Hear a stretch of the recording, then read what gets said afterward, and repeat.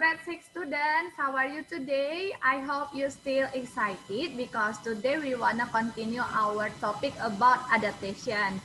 Kalau last week we already learn about jenjang kehidupan ya, itu yang dimulai dari individu, populasi, komunitas, ekosistem, bioma sampai ke biosfer.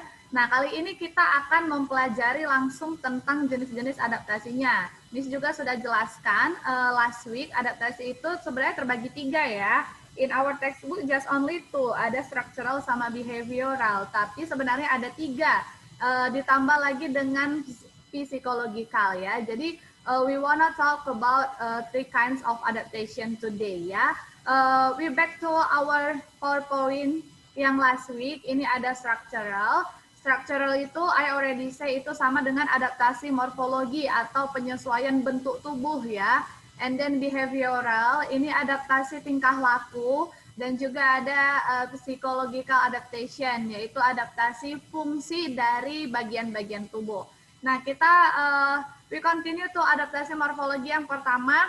Nah, ini paling banyak kalau misalnya kita jumpai pada unggas ya, pada jenis burung-burungan, termasuk di situ bebek, ayam. Nah, apa yang membedakan atau apa yang menjadi ciri khas dari adaptasi morfologi pada kelompok unggas ini?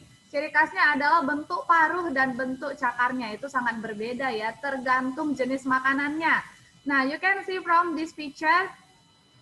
Nah, ini bird beaks-nya itu berbeda-beda. Ducks, you can see ducks itu tidak terlalu runcing, terus berbentuk seperti sudu. Beda sama yang woodpecker. Ini yang kemarin di pohon ya, dia makan rayap yang di pohon. Beda bentuk paruhnya. Beda juga sama pelikan yang mengambil makanan dalam air. Beda dengan burung kiwi, dia yang memakan nektar bunga. Nah, apa sebenarnya fungsi perbedaan dari bentuk paruh setiap hewan ini? Nah, you can see from this table. Lihat ini contohnya yang itik. Karena jenis makanannya berupa ikan dan cacing, jadi paruhnya seperti sudu, berguna menyaring makanan dari air dan lumpur. Sementara elang, yang kita tahu elang makan daging kan, nah jadi kalau daging itu kan keras, jadi dia harus memiliki ujung paruh yang tajam ya, jadi biar bisa mencabik makanan. How about ini, burung dengan pemakan biji-bijian. Dia memiliki paruh pendek, tebal, tapi runcing untuk memecah biji. Karena biji seperti kacang hijau saja kan keras. Jadi itulah guna paruh yang runcing, tapi pendeknya pada burung pipit. Kemudian burung pelatuk. Ini yang memahat kayu pohon atau burung woodpecker ya. Itu biasa mematuk pohon, jadi paruhnya agak runcing untuk menangkap serangga di dalamnya. Beda dengan pelikan yang memakan ikan. Dia paruh panjang karena ikan kan di dalam air, jadi paruh panjang berfungsi untuk menangkap ikannya. Beda lagi dengan ayam yang memakan biji dan cacing. Loh, kan sama dengan burung pipit, Miss. Beda ya, ayam juga memakan cacing. Dan letak makanannya itu di mana? Itu berbeda. Ayam kan cacing terletak di dalam tanah. Jadi dia paruh pendek, tebal, dan runcing. Hampir sama sih memang dengan burung pipit ini. Nah, yang membedakan mereka adalah jenis kakinya. Ya, kalaupun ada burung yang memiliki bentuk paruh yang sama, belum tentu jenis kaki mereka berbeda, tergantung jenis makanannya.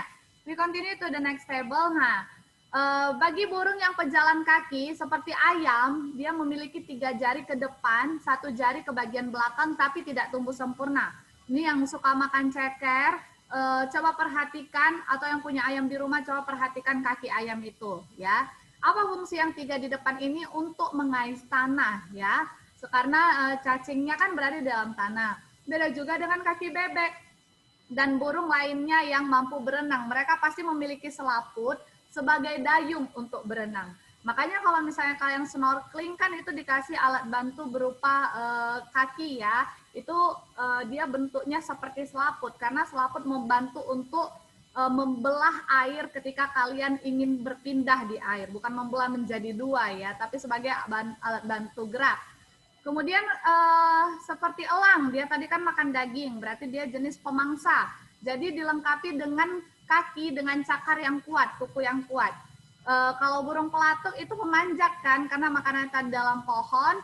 Nah, jari terdiri atas 4, 2 di depan dan 2 di belakang. Karena supaya mereka bisa memanjat dengan gampang ya, seperti pengait. Pengait ya, ada depan ada belakang. Kemudian yang kutilang, mereka ini jenis burung ini sukanya bertengger. Jadi dia jari kakinya panjang dan telapak kaki datar untuk bertengger di ranting pohon. Jadi bisa dibengkokkan seperti ini. Misalnya ini ranting, kaki mereka akan seperti ini. Ya. Next.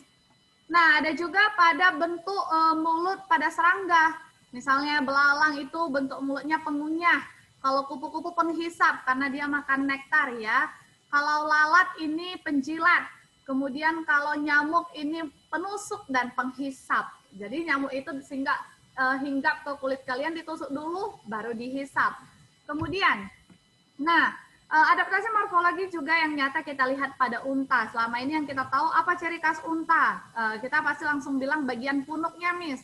Punuknya itu sebagai tempat air atau cadangan makanan. Itu sudah betul, tetapi rupanya ada banyak sekali adaptasi morfologi dari si unta ini. Karena kita tahu unta hidup di padang gurun kan.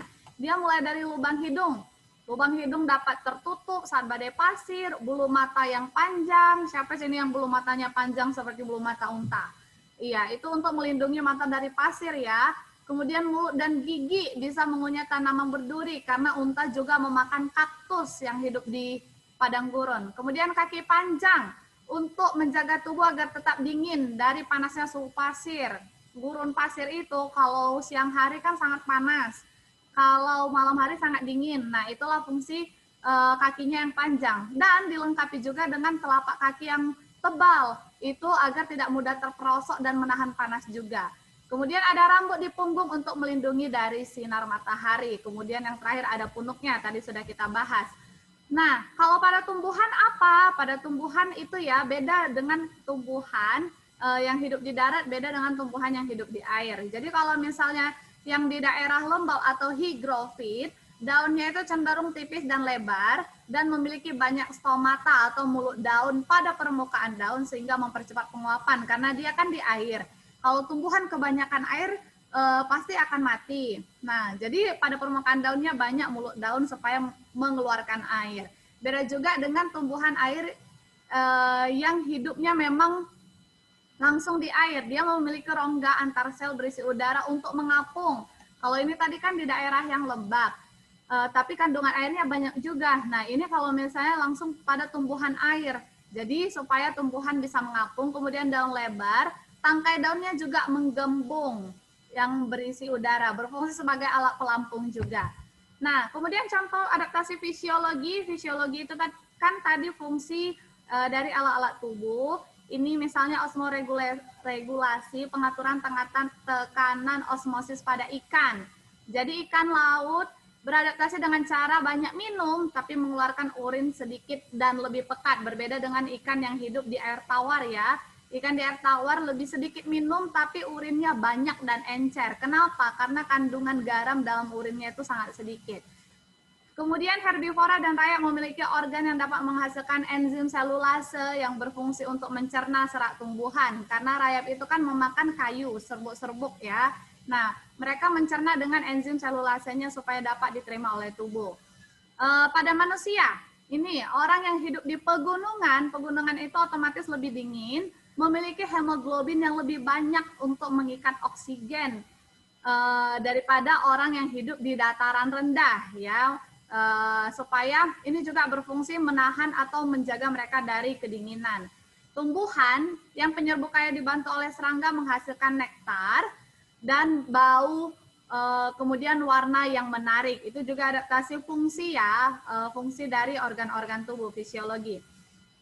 Ini juga pada hewan banyak ya, contohnya ular kobra yang mengeluarkan bisa, terus racun-racun pada hewan lainnya itu physiological adaptation. Dan yang terakhir, adaptasi tingkah laku. Ini gampang saja mengenai tingkah laku makhluk hidup di sekitar kita.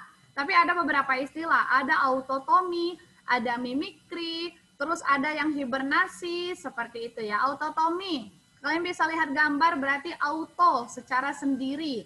Pemutusan ekor secara sendiri pada cicak untuk menghindari atau melindungi diri dari pemangsa. Mimikri pada bulon, berarti itu penyesuaian untuk menyamarkan diri dengan lingkungannya dari pemangsa ya. Kemudian paus sesekali muncul ke permukaan untuk bernafas. Contoh yang pertama tadi, hibernasi pada beruang. Nah, itu adalah salah satu contoh adaptasi tingkah laku. Okay, that's all our topic about 3 kinds of adaptation. I hope you can understand. Yeah, thank you for today. Bye-bye. See you next week.